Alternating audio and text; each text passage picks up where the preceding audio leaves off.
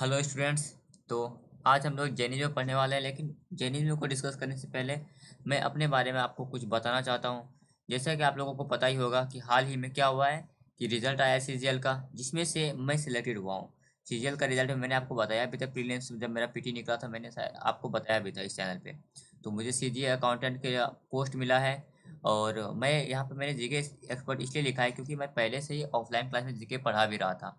और मेरे कुछ स्टूडेंट्स सिलेक्ट भी हुए हैं, जिनका मैं स्क्रीनशॉट आपके लोगों के साथ शायद से शेयर कर चुका हूँ। मैं अपने यूट्यूब चैनल पे अगर और टेलीग्राम चैनल पे भी शेयर कर चुका हूँ। तो अगर आप लोग मेरे यूट्यूब चैनल और टेलीग्राम चैनल से अभी तक नहीं जुड़े हैं तो फिर आप लोगों से हम्बल रिक्वेस्ट है कि आप इस चैनल को सब्सक्राइब कर दीजिए। अच्छा, अब बहुत सारे लोग मैंने देखा, एक लड़का था, एक स्टूडेंट था जो कि मुझसे मेरे नोट्स मांग रहा था। तो भाई ऐसा है, क्या आप लोग जो भी आप लोग हैं, जो भी आप थे, मुझे नाम नहीं पता आपका, आपने नोट्स मांगा या फिर कोई भी नोट्स मांग रहा था, क्या मेरे नोट्स से आपका सिलेक्शन होगा? भाई इस गलतफहमी से निकलो। आपके नोट्स से ही आपका सिलेक्शन होने वाला है, मेरे नोट्स से या किसी भी टॉपर के नोट्स से आपका बिल्कुल भी सिलेक्शन नहीं होगा। तो सबसे पहले मेक योर ऑन नोट्स। आप अपना नोट्स खुद बनाइए, क्योंकि आप अपने नोट्स में बहुत ज़्यादा कंफर्टेबल में होते हैं। तो इस बात को समझिए कि भेड़ चाल चलने से नहीं होगा। भाई अगर मेरा सिलेक्शन हुआ तो मैंने जो पढ़ा भाई उससे तुम्हारा सिलेक्शन हो जाएगा? नहीं। वो मेरा नोट्स था, वो मैं कैसे लिखता हूँ, मुझे क्या चीज़ें नहीं पता, वो मैंने उस नोट्स को उस तरह से बनाया था। नोट्स अपने से ही बनाइए। और दूसरा बात, मैंने कैसे पढ़ा था मैं उसको थोड़ा सा बता देता हूँ कि मैंने कैसे पढ़ा था। हालांकि ये तो सभी टॉपर्स बताते ही हैं, हालांकि मैं टॉपर्स तो नहीं हूँ, लेकिन मैंने कैसे पढ़ा। तो देखो भाई, मेरा जो है स्टैटिक जीके का मैं थोड़ा सा ज़्यादा मार्क्स उठाने का एक और रीज़न था। ज़्यादा तो नहीं है आप लोगों के लिए शायद, लेकिन मेरे लिए ठीक है, क्योंकि मैं जीके में ना बहुत बहुत बिलो एवरेज स्टूडेंट हूँ। था, बहुत बिलो एवरेज स्टूडेंट था। लेकिन फिर मैंने क्या किया, एक तो मैंने ये ऑफलाइन क्लास में पढ़ना स्टार्ट कर दिया ना। ऑफलाइन क्लास में भी मैं जीके जीएस को ही डिस्कस करता था, जीके जीएस को ही पढ़ाता था और ऑनलाइन भी पढ़ाने लगा। तो इससे क्या हुआ, मुझे यहाँ से भी थोड़ी चीज़ें पता चल गई। यानी याद पढ़ाते से आप जब भी किसी को जी को पढ़ाते हैं ना तो वो आपको ज़्यादातर याद रहता है। तो इसलिए मैंने पढ़ाना स्टार्ट कर दिया। तो मुझे उस तरफ से भी याद था। और उसके अलावा मैंने क्या क्या चीज़ फॉलो किया मैं आपको बताना चाहूँगा। और मैं चाहता हूँ कि आप भी अगर इस चीज़ को फॉलो करते हो तो आपको डेफिनेटली आपको मार्क्स में जो इन वो होते हैं थोड़ा बूस्ट होगा। और मैं बता देता हूँ, मैंने जो मॉक टेस्ट दिया था ना, मैंने वो मॉक टेस्ट कहाँ से दिया था आपका, वो टेक्स्ट बुक का ही बस, और कहीं का नहीं। मैंने 12 जगह का मॉक टेस्ट बिल्कुल भी नहीं दिया है। टेक्स्ट बुक का ईयरली पास खरीदा था, बस वहीं से मैंने जितने भी मॉक्स दिए हैं। और भाई मॉक देना इंपॉर्टेंट है, तो मैंने वहीं से मॉक दिया था। और मेरे बारे में और क्या ही है, और मैं बता देता हूँ और कुछ। हाँ, कि भाई सही तरीका क्या होता है पढ़ने का। हालांकि मैं ये स्ट्रेटेजी वीडियो तो नहीं है, बस मैं थोड़ा सा टाइम लूँगा, क्योंकि आप स्ट्रेटेजी वीडियो तो बहुत सारी यूट्यूब पे देख ही सकते हैं। बिना फालतू का स्ट्रेटेजी वीडियो हर 6 महीने में नया स्ट्रेटेजी निकलता है। जैसे किसी का नोटिफिकेशन आया तो नया स्ट्रेटेजी आ गया। भाई ऐसा कुछ नहीं होता, स्ट्रेटेजी वैसा कुछ भी नहीं है। आपको क्या करना है, बस PYQ, इसको अगर आपने अपने अंदर कर लिया ना, तो बस भाई समझ लो कि आपका सिलेक्शन हो गया। बस PYQ को रट लो, जो करना है कर लो। चाहे वो मैं सिर्फ इसका नहीं, आप इंग्लिश का, मैथ का, रीजनिंग का और आपका जो है जीएस का, सबका PYQ कर लो। भाई मैं लिख के देता हूँ 100%। अगर आपने इतना भी कर लिया ना, ज़्यादा कर नहीं, बस 3 साल का PYQ कर लो, 3 साल का। अगर इतना कर लिया ना, आपका 100% सिलेक्शन होगा। मैं ये नहीं कह रहा हूँ आपका मन चाहे पोस्ट मिल सकता है, ऐसा नहीं कह रहा हूँ, लेकिन आपका 100% सिलेक्शन बस PYQ से हो जाएगा। क्योंकि भाई यही तो जान है। सारे लोग इधर उधर फंसते रहते हैं, भाई नोट्स दे दो, नोट्स दे दो, नोट्स से सिलेक्शन नहीं होने वाला है दोस्त। आप PYQ कीजिए, उससे आपका सिलेक्शन होगा। और इसीलिए मैं इस चैनल पे जो कराता हूँ ना, मैं इस चैनल पे PYQ को ही फोकस करता हूँ। मैंने शुरू में, आप लोगों ने देखा होगा जो भी इस चैनल से पहले से जुड़े हैं, तो उन लोगों ने देखा होगा कि मैं पहले बस PYQ ही कराता था। लेकिन उससे क्या होता ना, उससे ज़्यादा इम्पैक्ट नहीं पड़ रहा था। तो मैंने क्या किया कि PYQ के साथ साथ मैं इसको क्या करने लगा, जैसे अभी मैं जैनिज्म को पढ़ाऊंगा, तो मैं जैनिज्म का जितना भी कॉन्सेप्ट है मैं उसको यहाँ पे डिस्कस करूंगा। आज के क्लास में कॉन्सेप्ट डिस्कस करेंगे, और कल जो है इससे रिलेटेड जितने भी क्वेश्चन हैं जो कि लास्ट 2 ईयर में पूछे गए हैं उसको हम लोग डिस्कस करेंगे। और यही तरीका होता है पढ़ने का भाई। अगर आप मेरे से नहीं भी पढ़ रहे हो, इस चैनल को नहीं भी फॉलो करो, तो अपने से ही पढ़ो। तो मैं आपको बताना चाहूँगा आप क्या कीजिए, पहले दिन तो आप क्या कीजिए, उसका पहले दिन आप उसका बस जितना भी कॉन्सेप्ट ओवरव्यू है उसको याद कर लीजिए। दूसरे दिन क्या कीजिए, उसके मॉक लगाइए। बस इतना ही करना है, मॉक लगाइए। अगर आपसे बन रहा है तो बहुत अच्छी बात है, नहीं बन रहा है तो भी लगाइए। क्योंकि और जो इसमें एक्स्ट्रा फैक्ट है ना, कोई भी टीचर पढ़ाए, कोई भी पढ़ाए, ऐसा नहीं हो सकता कि जीके जीएस में आपने आपने मान लो कल को भाई चलो दिल्ली सल्तनत पढ़ा, तो ऐसा नहीं है कि आप दिल्ली सल्तनत के चाहे कितने भी बड़े बड़े टीचर हों, एक्सपीरियंस टीचर हों, वो अगर आपने आपने उससे दिल्ली सल्तनत पढ़ा, तो आप जब क्वेश्चन लगाने बैठेगा ना, तो मैं लिख के देता हूँ कि आपका जो है 90%, हार्डली 90% तक सॉल्व हो सकता है, लेकिन 10% ऐसे क्वेश्चन तब भी होंगे जो आपसे सॉल्व नहीं होंगे, जो एग्जाम में पूछे गए हैं। तो आप उसको क्या कर सकते हो, उसको बस नोट कर लीजिए। बस इतना सा काम करना है जीके जीएस के लिए। ये बहुत भारी नहीं है, और आपको यकीन करो करो अभी जो है ना, इंग्लिश मैथ रीडिंग हर बंदा सॉल्व कर ले रहा है। अगर आप जीके जीएस में पीछे है ना, तो भाई आपका दिक्कत होने वाला है। तो जीके जीएस को स्ट्रॉन्ग करने का यही तरीका है, बस प्रीवियस ईयर क्वेश्चन, बस इतना ही करो। और मैंने क्या किया था भाई, मैं तो पूरा पूरा पेनिकल पे, मतलब पूरा का पूरा जो लोड है ना, बस मैंने पेनिकल ही किया है और कुछ नहीं। हालांकि मैंने इसका जो है क्लास भी किया था, जीके जीएस का पेड ही क्लास था, लेकिन अब हम आई थिंक कि अब यूट्यूब पे बहुत सारा चीज़ हो गया, तभी भी यूट्यूब पे था, लेकिन मुझे पता नहीं था। तो मैं भटकना नहीं चाह रहा था, इसलिए मैंने जीके जीएस का कर लिया था, पेड कोर्स ही बाय कर लिया था, करियर व्हील से किया था। तो मैं अब आपको बताना चाहूँगा भाई, कोई ज़रूरत नहीं करियर व्हील से पेड कोर्स बाय करने का, क्योंकि मेरा क्या हुआ था, मैंने जब बाय किया था तो उसी में मुझे मतलब इस तरह से अपना कोर्स कंप्लीट करते करते करते मुझे 1 साल लग गया था। और बाद में मुझे रियलाइज़ हुआ कि भाई इतना करना ज़रूरी नहीं था, मैं उससे पहले ही कर सकता था। तो चलो खैर, अब हो गया। मैं आपसे रिक्वेस्ट करता हूँ कि आपको भाई कोई भी पेड कोर्स की ओर नहीं जाना है। अगर आप इस चैनल को वैसे पहले तो आप क्या कर सकते हैं, मैं इस चैनल पे ऐसे पढ़ाता हूँ ना, मैं आपको वही कराने कराने वाला हूँ। पहले दिन आपको जो भी क्वेश्चन हम लोग जिसको भी डिस्कस कर जिस भी टॉपिक को, तो उसका पहले मैं एक ओवरव्यू दे देता हूँ, जिससे कि अगर आप कल को क्वेश्चन लगाने बैठे तो आपको थोड़ा सा डाउन ना हो। फर्स्ट दिन उसका कॉन्सेप्ट कॉन्सेप्ट कर लेते हैं, और अगले दिन उसका क्वेश्चन लगाते हैं। तो ये तरीका होता है। अगर आपको मेरे चैनल को फॉलो नहीं करना है, तो आप क्या कर सकते हैं, सबसे अच्छा अगर खुद से ही पढ़ना है ना, तो लूसेंट। भाई सब कोई बोलता है ये लूसेंट, और मैं भी बोल रहा हूँ कि भाई लूसेंट जान है। आपको कुछ नहीं करना है तो लूसेंट कर लो, और उसके बाद आपको प्रीवियस ईयर तो करना ही है। या फिर अगर आप उस तरह नहीं करना चाहते हो, तो वीडियो लेक्चर के थ्रू आप इस चैनल से जुड़ सकते हैं। या फिर इस चैनल के जैसा बहुत और भी बहुत सारा चैनल है। अब मेरे साथ नहीं हूँ, मैं अकेला ही यहाँ पे हूँ। तो और भी जितने भी चैनल हैं उन सब चैनल से जुड़ सकते हैं, और उसके बाद अपना तैयारी को बेटर कर सकते हैं। चलिए, ये काफ़ी था शायद मेरे बारे में जानने के लिए। आई होप कि आपको जितने भी डाउट है वो सारे क्लियर हो गए होंगे। और स्टिल अगर क्लियर नहीं हुए हैं, तो आप क्या कर सकते हैं, आप कुछ कमेंट कर सकते हैं अपने क्वेश्चंस को। मैं आपका जो है जितना भी कमेंट है उसका रिप्लाई ज़रूर करूँगा, क्योंकि भाई अभी उतना कमेंट भी नहीं आएगा, हमको पता है। तो रिप्लाई तो कर ही दूंगा 100%, इसलिए आप कमेंट कर दीजिए। बाकी चलिए, जैन धर्म पढ़ते हैं। और आपको शायद पता होगा, नहीं पता होगा कि मैं कब से ये पढ़ा रहा हूँ, पता है आपको? लगभग मुझे तो ले लो कि 1.5 साल तो हो गए। ऑफलाइन पढ़े पढ़ाते पढ़ाते मुझे 1.5 साल हो गए हैं। हाँ, मैं ऐसा नहीं, बहुत सारा बचा तो शुरू में नहीं था। जब मैंने शुरू किया था ना, तो शायद मेरे पास सिर्फ 3 बच्चे थे। बच्चे क्या, मतलब सिर्फ फ्रेंड ही थे। और तभी मैंने अपना कंप्लीट कर लिया था ना जीके का, मतलब मेरा सिलेबस कंप्लीट था, तो मैं उन्हीं को बस पढ़ा रहा था, या फिर कह लो ग्रुप डिस्कशन कर रहा था, जो भी था। बस मैंने वैसे ही किया था। अगर आपके पास भी ऐसा है ना, तो आप क्या कर सकते हैं, अपने दोस्तों को ही या छोटे बच्चे को ही आप पढ़ा सकते हैं बस। सबसे बेस्ट तरीका क्या होता है, अगर आपको पढ़ाना है ना, तो आप अगर आप थोड़ा सा फाइनेंशियली स्टेबल भी नहीं है, थोड़ा माता पिता पे जो है बोझ नहीं बनना चाह रहे हैं, तो आप क्या कर सकते हैं, मैं आपको तरीका बताता हूँ जो भी मैंने भी किया है और अभी भी कर रहा हूँ। अब नहीं करना पड़ेगा। मैंने 8 से 10 तक क्लास का जो बच्चा होता है ना, स्कूल जाने वाला बच्चा, उसको ट्यूशन भी पढ़ाया है मैंने।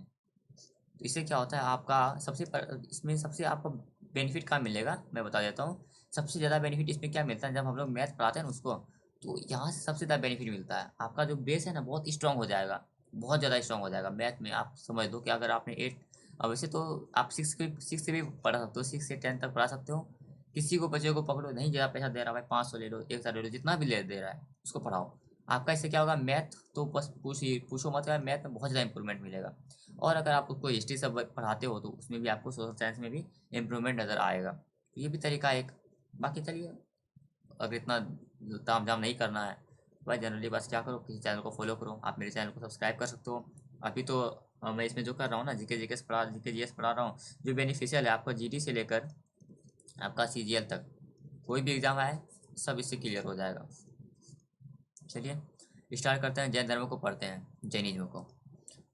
तो बहुत बकबक कर लिया, चलिए स्टार्ट करते हैं। जैनिज्म की बात करेंगे, जैन धर्म। अब जैन धर्म के बारे में क्या क्या क्वेश्चन पूछे जाते हैं, मैं इसमें आप सिर्फ वही बताता हूँ जो एग्जाम में पूछे गए हैं। तो जैन धर्म में 24 धर्मगुरु थे। कितने? 24। धर्मगुरु थे। अब जो भी धर्मगुरु थे तो इनको बोला क्या जाता था, तो इसको जितने भी धर्मगुरु थे ना, इसको तीर्थंकर बोला जाता था। क्या बोला जाता था? तीर्थंकर। ये पूछा जाता है भाई धर्मगुरु को क्या बोलते हैं, इसीलिए मैं यहाँ लिखवा रहा हूँ। अच्छा, फर्स्ट तीर्थंकर कौन थे? 24 अगर धर्मगुरु थे तो 24 तीर्थंकर हो गए, तो फर्स्ट कौन थे? तो आप यहाँ नोट कर लीजिएगा। फर्स्ट थे हम लोग के ऋषभ देव। सॉरी, ऋषभ देव। ये फर्स्ट तीर्थंकर थे। अब क्योंकि फर्स्ट है तो इसको फाउंडर भी बोला जाता है, लेकिन ये एक्चुअल फाउंडर नहीं है, इसको फाउंडर ही कहा जाता है फर्स्ट है तो। अच्छा, और इसके बारे में, लेकिन इसका जो है ना इतिहास जो है इसे सिद्ध नहीं है, कहीं प्रूवन नहीं है कि ये ऋषभ देव फर्स्ट तीर्थंकर थे। अच्छा, इसके बाद इसके दो बेटे हुए, है ना। इसके दो बेटे हुए, एक तो भरत। अब भरत से आपको सब बहुत सारे को ऐसे पता चल गया होगा, चलिए मैं बता रहा हूँ। और दूसरे थे गोमतेश्वर। गोमतेश्वर, गोमतेश्वर। और भरत जैसे है ना, तो भरत भरत के नाम पर ही बहुत लोगों का मानना है कि भारतवर्ष नाम पड़ा था अपने देश का, भरत के नाम पर पड़ा था, जो कि ऋषभ देव के बेटे थे। और गोमतेश्वर जो है ना, अभी जो बाहुबली है ना, घरी गली तेरे घर को चली, वही बाहुबली, तो इसको बाहुबली बोला जाता था। अच्छा, ये तो 24 से तीर्थंकर, फर्स्ट तीर्थंकर थे। और फर्स्ट हो गया ये। तो तुम्हारे जो है 23rd तीर्थंकर कौन थे? 23वें तीर्थंकर कौन थे? वो थे पार्श्वनाथ। पार्श्वनाथ। मैं बोल हिंदी में रहा हूँ लेकिन लिख इंग्लिश में रहा हूँ, क्योंकि मुझे इंग्लिश में लिखना थोड़ा सा, मैं इसमें ज़्यादा कंफर्टेबल हूँ। हिंदी में लिखने में ना थोड़ा दिक्कत होता है यहाँ पे। पार्श्वनाथ, पार्श्वनाथ जो है हमारे 23वें तीर्थंकर थे, जो कि कब मरे थे? इसका डेथ हो गया था at the age of 100 year. 100 year, 100 साल के बाद ये इसका डेथ हो गया था। और 100 साल के बाद मतलब आप इसको ऐसे रिलेट कर सकते हो कि जब आपका महावीर स्वामी है ना, महावीर स्वामी, महावीर स्वामी, इनके जन्म से 2800 साल पहले, महावीर स्वामी के जन्म से 2800 साल पहले पार्श्वनाथ जी का डेथ हो गया था, मर गए थे। ये 23rd हो गए। और 24th आपका तीर्थंकर थे महावीर स्वामी। अब यहाँ से क्वेश्चन बनेगा, महावीर स्वामी 24th तीर्थंकर थे। अब चलिए इससे रिलेटेड थोड़ा इंपॉर्टेंट क्वेश्चन बन जाता है। क्यों? क्योंकि इनको जो है ना एक्चुअल फाउंडर बोला जाता है, इनको हम एक्चुअल फाउंडर बोलते हैं। आई होप कि ये विजिबल हो आपको। एक्चुअल फाउंडर, आपका क्वेश्चन आप पूछेगा कि महावीर स्वामी को मतलब किसको एक्चुअल फाउंडर बोला जाता है, तो वो महावीर स्वामी है जिसको एक्चुअल फाउंडर माना जाता है। अच्छा, अब इसके बारे में थोड़ा थोड़ा पढ़ना होगा हम लोगों को, क्योंकि एक्चुअल फाउंडर है तो इससे क्वेश्चन बनता है। सबसे पहले इसका जन्म कब हुआ था? इसका बिफोर बर्थ है, तो इसका बर्थ हुआ था 540 बीसी में। कब हुआ था? 540 बीसी में। कहाँ? वैशाली में। या फिर पूरा बता देता हूँ आपको, वैशाली नहीं, कुंटाग्राम वैशाली बता देता हूँ। वैशाली के अंदर ही अगर पूछ लिया सही सीजीएल में, तो आप ये थोड़ा सा डीप में भी पढ़े थे, कुंटाग्राम वैशाली। हालांकि आप इसको वैशाली भी याद रख सकते हैं, अगर कुंटाग्राम आया ना तो वैशाली ऑप्शन में रह सकता है, ज़्यादातर आंसर है कि रहेगा। अच्छा, इसका चाइल्डहुड नेम क्या था? She name is childhood name. अब पूरा पूरा लिखूंगा ना टाइम लग जाएगा। चाइल्डहुड नेम था इसका वर्धमान। वर्धमान। कुछ हिंदी में भी लिख देता हूँ, चलिए। अच्छा, इनके फादर का नाम क्या था? इनके फादर का नाम था क्या? सिद्धार्थ। इसके फादर का नाम था सिद्धार्थ, ठीक है। और इनकी मदर का नाम क्या था? फादर का नाम है तो मदर का नाम भी देख लेते हैं। मदर का नाम था यशोदा। और father, sorry sorry sorry sorry sorry, ये मदर नहीं है, गलती हो गया, ये वाइफ का नाम है। और मदर का नाम है त्रिशा। सॉरी, त्रिशा नहीं, क्या था? त्रिशला था, हाँ, त्रिशला। इनकी मदर का नाम त्रिशला था। और त्रिशला, इसकी माँ जो थी, किस वंश से बिलोंग करती थी? तो इसकी माँ लिच्छवी वंश से बिलोंग करती थी। और इनके पिता जो थे फादर, ये किस वंश से बिलोंग करते थे? इनके पिता यात्रिक कुल के थे। किसके? यात्रिक कुल, यात्रिक वंश से, यात्रिक कुल से बिलोंग करते थे। अच्छा, और इसके बारे में क्या जान सकते हैं? इनकी डॉटर का नाम अनोजा था, और सन इन लॉ का नाम, दामाद का नाम था जमाली। इसको याद कर लीजिएगा, थोड़ा जमाली इंपॉर्टेंट हो जाता है। इनके सन इन लॉ का नाम सन इन लॉ। तो मैं बता दूंगा इम्पोर्टेंट क्यों हो जाता है जमाली। अच्छा, जमाली इम्पोर्टेंट इसलिए हो जाता है, वैसे अगर जमाली जान है ना तो इसका डॉक्टर का नाम भी जानिए लीजिए। क्या पता भाई पूछ दे। थोड़ा सा ज़्यादा पढ़ लीजिए लेकिन कम मत नहीं पढ़िए। और कम पढ़ने के चक्कर में, स्किप करने के चक्कर में, मान लो अगर डॉक्टर ही पूछ दिया तो जीके में स्कोर करना है ना, तो ये कम के चक्कर में नहीं पढ़ो। हाँ, लेकिन ये ज़रूरी है कि आप रिलीवेंट ही पढ़ो, लेकिन कम ना पढ़ो। मैं बता रहा हूँ यहाँ पे जो भी चीज़ बताऊँगा वो सब रिलीवेंट ही होगा अकॉर्डिंग टू मी। तो सन इन लॉ जमाली था, तो इसका डॉटर का नाम भी जान लो। डॉटर का नाम था अन्नोजा। क्या नाम था? अन्नोजा। और जमाली इसके सन इन लॉ का नाम था, और ये प्रथम शिष्य भी था। मैं इसको थोड़ा सा, अच्छा अगर इसका आपको ये चाहिएगा ना, अगर इसका क्या बोलते हैं पीडीएफ चाहिए, तो आपको टेलीग्राम चैनल पे जुड़ सकते हैं, वहाँ पे आपको मिल जाएगा। वैसे तो आप लोग जितने हैं सब टेलीग्राम से ही आए हैं मुझे पता है, फिर भी अगर दूसरे टेलीग्राम से आए हैं जो चैनल का टेलीग्राम से नहीं जुड़े हैं, तो आप जुड़ सकते हैं। डिस्क्रिप्शन में लिंक मिलेगा और चैनल पे भी लिंक मिल जाएगा। तो इनके डॉक्टर का नाम था जमाली, जो है इनके प्रथम शिष्य थे, इसीलिए थोड़ा इंपॉर्टेंट हो जाते हैं। जमाली इनके प्रथम शिष्य थे। पूछा जाएगा कि आपका महावीर स्वामी के प्रथम शिष्य कौन थे, तो आपको बताना होगा कि जमाली। वैसे इसको उतना बार हम लोग रट लेंगे ना जब क्वेश्चन आएगा तो फिर आप लोगों को ऐसे भी कर लीजिएगा। बस आपको क्या करना है, कल जो भी मैं पढ़ाऊंगा बस उसे एक क्लास में आने आने से पहले एक बार बस रिवीजन कर लेना है। और क्लास कितना बजे होता है? 9 बजे होता है। अभी मैं लाइव नहीं ले रहा हूँ क्योंकि अभी कुछ फ़ायदा होता नहीं है लाइव में, मैं अकेले आता हूँ, आप लोग तो आते नहीं हो। जब थोड़ा सा नंबर आप लोगों का बढ़ जाएगा तो फिर हम लोग लाइव ही क्लास करेंगे। चलिए, सनी का नाम जमाली था। और क्या, और इसके बारे में जान लेते हैं, थोड़ा सा यहाँ पे ही लेते हैं। और इनके बारे में, इसके बारे में, महावीर स्वामी के बारे में क्या पूछा जा सकता है? हाँ, 30 साल की उम्र में ही left his home by taking permission of his elder brother, जिसका नाम था नंदीवर्धन। क्या मतलब हुआ? 30 साल की उम्र में इसने अपने घर को छोड़ दिया था अपने छोटे भाई का परमिशन लेके, जिसका नाम था नंदीवर्धन। गृह त्याग करने के बाद सबसे पहले इनकी मुलाकात एक व्यक्ति से हुई जिनका नाम क्या था? मखाली कौशल। क्या नाम था? मखाली कौशल, सबसे पहला व्यक्ति जिससे इसका मुलाकात हुई है। तो इसका सबसे पहला व्यक्ति जिससे इसका मुलाकात हुआ, उसका नाम क्या था? मखाली कौशल। मखाली कौशल। और क्या, और ये जब इसे मिले तो इसे इसके साथ 6 साल तक साथ में रहे थे। 6 साल तक, इसको बिल्कुल बिल्कुल स्टोरी टाइप का सुनिएगा। 6 साल तक साथ में रहे, और उस टाइम में मखाली कौशल ने ना एक नया सा धर्म का स्थापना कर दिया था, जिसका नाम था आजाविक नहीं, आजीवक संप्रदाय। क्या नाम था? आजीवक संप्रदाय। आजीवक संप्रदाय का इसने स्थापना किया था। किसने? मखाली कौशल ने। और जो सम्राट बिंदुसार थे ना, सम्राट बिंदुसार, देखिए कैसे कैसे रिलेट करके पढ़ा जाता है। सम्राट बिंदुसार, सम्राट बिंदुसार इसी धर्म को फॉलो करते थे, मानते थे। और घर छोड़ने के 6 साल तक तो इनके साथ रहे।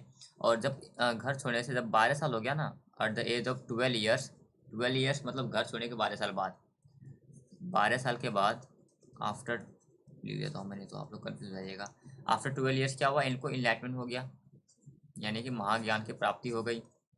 इनलाइटनमेंट, महाज्ञान की प्राप्ति हुई। इसको क्या बोलते हैं? इसको कैवल्य बोला जाता है। इसको नाम दिया गया है कैवल्य। कैवल्य। तो इनलाइटमेंट जो मिला था उसका नाम तो कैवल्य कहा गया। और और क्या, और इसके प्रथम शिष्य कौन थे? फर्स्ट शिष्य, इनके प्रथम शिष्य थे जमाली, वही डॉटर इन लॉ, दामाद जो थे इनके, वही इनके प्रथम शिष्य भी थे। और प्रथम महिला शिष्य कौन थी फिर? महिला शिष्य, प्रथम महिला शिष्य थी इनकी चंदना। महिला शिष्य का नाम क्या था? तो चंदना नाम था। और इनके प्रसिद्ध अनुयायी कौन कौन थे? प्रसिद्ध अनुयायी, इनके प्रसिद्ध अनुयायी कौन थे? तो ये थे आपका स्थूलभद्र, कौन? स्थूलभद्र, और एंड भद्रबाहु। सॉरी, भद्र बाहु। प्रथम अनुयायी थे स्थूल भद्र और भद्रबाहु। और इनके टाइम में ना मथुरा जो था, मथुरा वही कृष्ण वाला, इनके टाइम में मथुरा जो था ना, ये सेंट्रल हुआ करता था, मेन सेंटर हुआ करता था। मथुरा उस टाइम में मेन सेंटर हुआ करता था। चलिए और क्या जान सकते हैं। Mahavir Swami appointed his 11 disciple to speed Jainism in Magadh. जिसको क्या बोलते हैं, इसको गांधाराज बोलते हैं। इसको देख लीजिए एक थोड़ा सा, गांधाराज। गांधाराज किसको बोलते हैं, इसने जो 11 डिसाइपल को दिया था, 11 को शिष्य इसने मतलब क्या किए थे, 11 को शिष्य को भेज दिए थे कि जो कि मगध में क्या करे, इसके 11 शिष्य क्या करे मगध में, सॉरी, मगध में आपका जैनिज्म धर्म को यानी जैन धर्म को प्रसारित करने के लिए 11 शिष्य को भेजे थे, मगध भेजे, जो कि जैनिज्म का जैन धर्म का प्रसारण करने के लिए, जिसको क्या बोलते हैं, जिसको बोलते हैं गांधराज, गांधराज बोलते हैं, ठीक। और जो कि उसके बाद 468 BC में क्या हुआ, बहुत दुखद घटना हुई। चलिए देखते हैं क्या दुखद घटना हुई। 468 BC,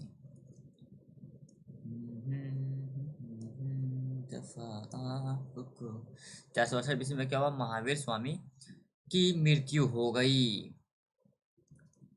468 BC में महावीर स्वामी डाइट।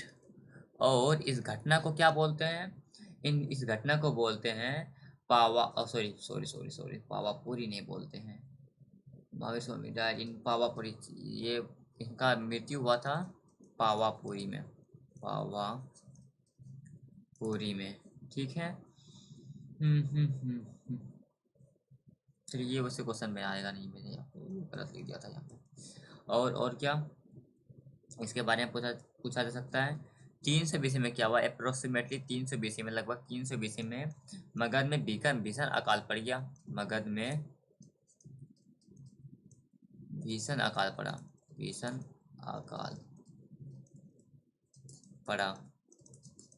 उसके बाद क्या हुआ, स्थूल भद्र और भद्रबाहु जो है ना 12 वर्ष तक चल रहे थे इसमें। वैसे ये तो क्वेश्चन में आता नहीं है, फिर भी देख लेते हैं।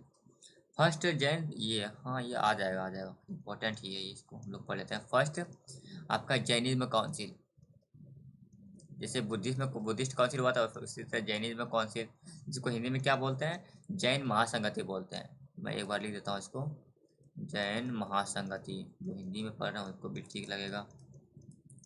तो प्रथम जैन महासंगति कब हुआ था, ये आपका हुआ था कहाँ, पाटलिपुत्र में, पाटलिपुत्र में। फर्स्ट जैन महासंगति आपका पाटलिपुत्र में हुआ था।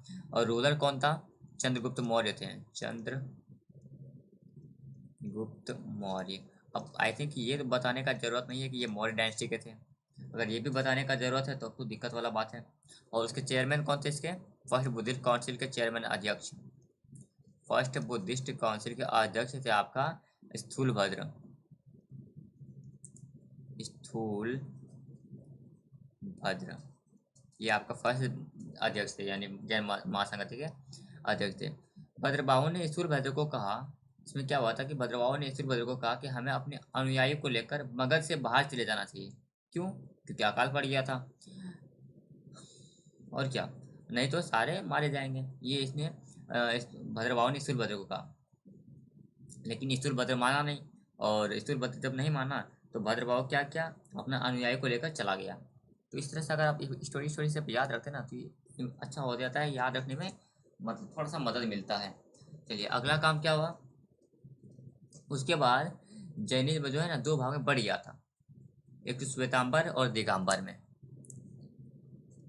जैनिज्म जैन धर्म जो है उसके बाद दो भाग में बढ़ गया, क्योंकि एक तो भाई उसको जो आपका जो है भद्रबाहु लेकर चला गया, और एक जो स्थूलभद्र के साथ रहा, तो एक बन गया श्वेतांबर,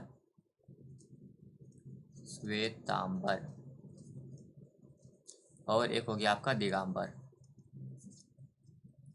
जैनिज्म में दो भाग में बढ़ गया, श्वेतांबर और दिगंबर में। श्वेतांबर किसको बोलते हैं, जो स्थूलभद्र के अनुयायी रहे, स्थूलभद्र को मानने वाले जो स्थूलभद्र के साथ थे। और दिगंबर उसको बोलते हैं जो भद्रबाहु के साथ थे, भद्रबाहु के साथ जो थे उनको दिगंबर कहा जाता है। अब चंद्रगुप्त मौर्य जो थे ना, वो भी भद्रबाहु के भक्त थे। चंद्रगुप्त मौर्य, यहाँ पे लिख देता हूँ, चंद्रगुप्त मौर्य, ये भी भद्रबाहु के ही आपका जो है भक्त है। इसलिए इसने भी बिंदुसार के साम्राज्य को सौंप कर गृह त्याग कर दिया। और इसने क्या किया, अब क्योंकि दिगंबर तो भद्रबाहु क्या कर रहा था, अपने मगध से दूर जा रहा था ना, तो इसने क्या किया, चंद्रगुप्त मौर्य ने आपका जितना भी ये है आपका साम्राज्य है, वो बिंदुसार को सौंप दिया। बिंदुसार को सौंप कर ये करके बिंदुसार को सौंप करके दिगंबर यानी भद्रबाहु के साथ ये भी गृह त्याग कर दिए। और 298 BC में इनकी मौत हो गई। इनकी, मैं थोड़ा सा पेन का कलर चेंज कर देता हूँ तो फिर मज़ा आएगा। मैं यहाँ पे लिख देता हूँ 298 BC में, 298 BC में इनकी मौत हो गई। जिनको ये भी लिख ही देता हूँ, नहीं तो आप लोग समझते नहीं हैं। इनकी मौत हो गई, जिसको क्या बोलते हैं, जिसको सल्लेखना बोलते हैं, सल्लेखना, या फिर इसको संथरा भी बोल देते हैं, सल्लेखना या संथरा। ये आपका 258 BC में आपका चंद्रगुप्त मौर्य जी की डेथ हो गई थी। अच्छा, श्वेतांबर और दिगंबर में कुछ कुछ अंतर भी होता है, जिसको हम लोग देख लेते हैं। अंतर को एक बार पढ़ लेते हैं। आई होप कि थोड़ा सा ज़्यादा हो रहा है, बस ये कुछ कुछ लास्ट ये दो ही इसमें डायनेमिक काउंसिल हुए थे। बस हम लोग श्वेतांबर और दिगंबर से अगर क्वेश्चन बन जाता है तब तो दिक्कत हो जाएगा ना, इसीलिए हम लोग इसको थोड़ा सा डिस्कस कर लेते हैं। एक होता है श्वेतांबर, एक होता है दिगंबर। मैं चलिए इसको यहाँ पे बी से फाड़ देता हूँ, अलग अलग कर देता हूँ। अरे यार क्या है, सीधा लाइन में नहीं खींचा जा रहा। तो श्वेतांबर और दिगंबर में आपको पता है, श्वेतांबर सूर्यभद्र को फॉलो करते थे और दिगंबर भद्रबाहु को फॉलो करते थे। और श्वेतांबर क्या करते थे ना, ये महावीर स्वामी की टीचिंग को फॉलो करते थे। फॉलो महावीर स्वामी टीचिंग, महावीर स्वामी की जो टीचिंग थे उनको फॉलो करते थे। और दिगंबर आपका जो है दिगंबर क्या करते थे, ये भद्रबाहु की टीचिंग को फॉलो करते थे।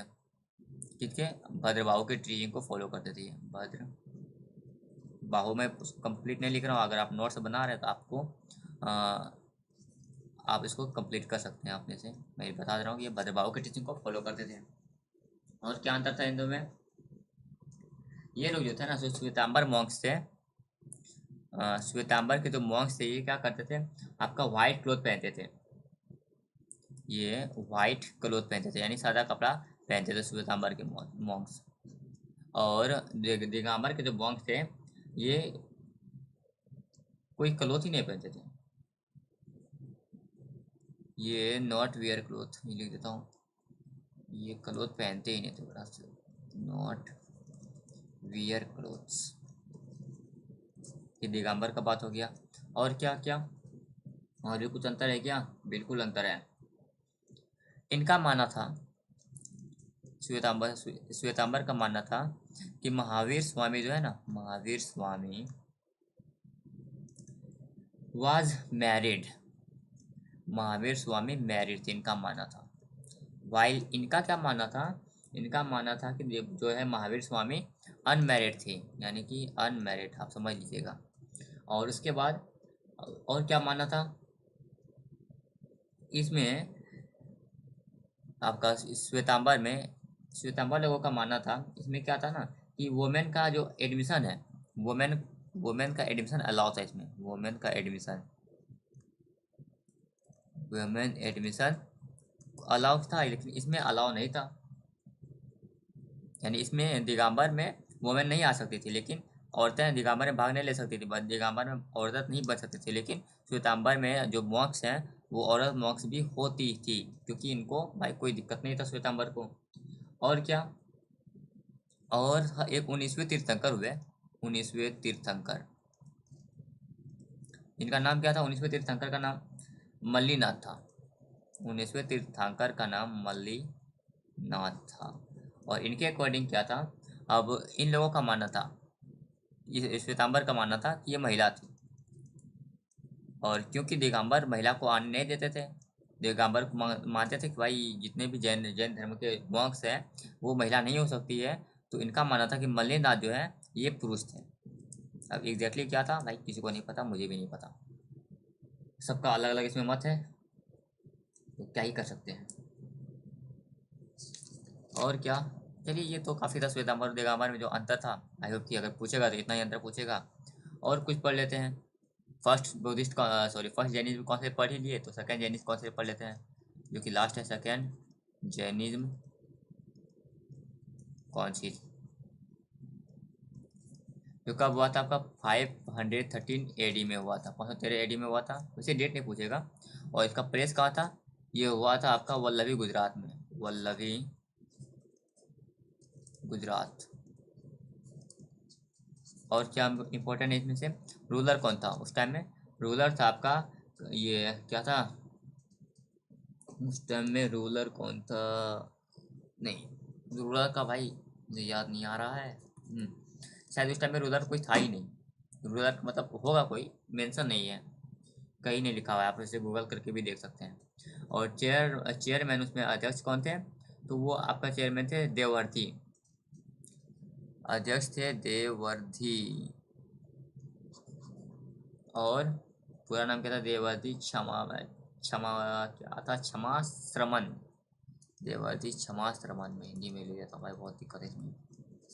हाँ, तो देववर्धी क्षमा क्षमा श्रमण, और इसमें क्या हुआ था, जो जैनिज्म के जो टीचिंग थे उनको लिखा गया था, कुछ और कुछ नहीं हुआ था। जैनिज्म के जितने भी टीचिंग थे ना, जैन धर्म के जितने भी रूल्स थे, टीचिंग थे, उनको बस स्क्रिप्ट किया गया था, लिखा गया था, और कुछ नहीं, को स्क्रिप्टेड किया गया था, लिख लिख दिया गया था, और कुछ नहीं।